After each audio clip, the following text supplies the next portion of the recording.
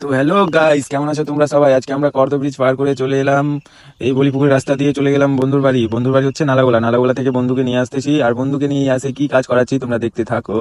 তো পুরো গীত গীত ব্যাপারটা না, আজকে আমার বন্ধুকে খুবই কাজ করাবো, দেখাবো। চলো দেখতে হচ্ছে কি করা যায়।